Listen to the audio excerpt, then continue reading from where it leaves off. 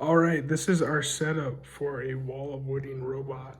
We will be using a infrared LED, a receiver, and a transistor and then MOSFET. And to hook up our LED, we are going to connect our positive power, about 6 volts from the battery pack we have underneath our model here. And we're gonna feed that through our positive anode of our LED back through our cathode, this yellow wire here. And we're gonna feed that through a 3300 ohm resistor and into the drain of our transistor, okay? For our source of our transistor, we are just going to hook that up to ground. And then in the middle for our gate, that's gonna be our pulse width modulation, and we're gonna hook that up to pin 1.2 of our MSP430. For our receiver, it's fairly simple. Again, it's just gonna be a positive and negative connection. Nothing special there. And then we're gonna connect a signal wire to our pin 1.3 of our MSP430.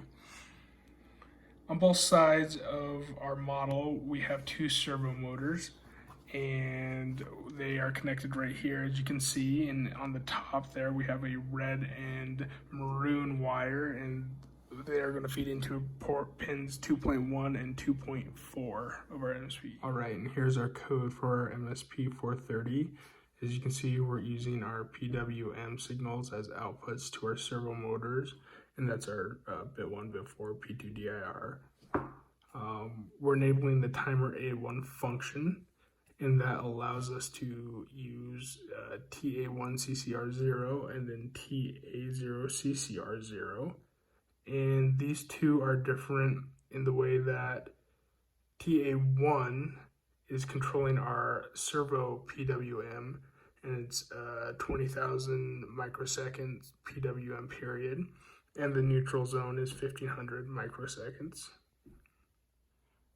As for TA0 CCR0, this is going to be controlling our PWM for our LED and our receiver. And why we have to choose a different one is because our receiver runs at 38 kilohertz, as it can only pick up 38 kilohertz signals. And so we want to make sure that the output of our LED is going to be 38 kilohertz, so our receiver can pick it up. Now, if you notice at the bottom, there's some code commented out, and this is our code to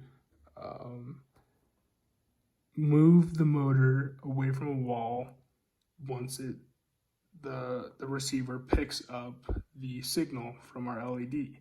Unfortunately, our LEDs were not working, so we weren't able to experiment much with this.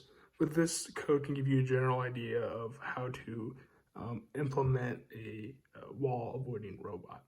All right, and this little bit of code here just gives an example of how exactly we give commands for the robot to move, and it's just sending a PWM to each of the servo motors. And this delay cycles is a really inefficient way to do it and takes up a lot of memory. I'd recommend doing it another way. It turns out to be around 2 or 3 seconds.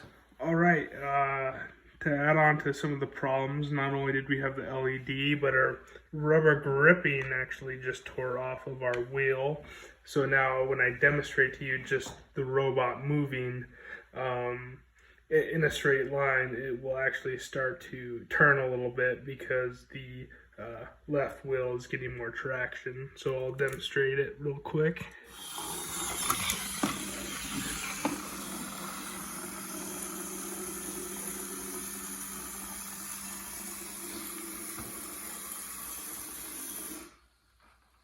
All right, so that was the demonstration. You could see it was not actually avoiding the fridge, but because of the gripping being off, it was turning.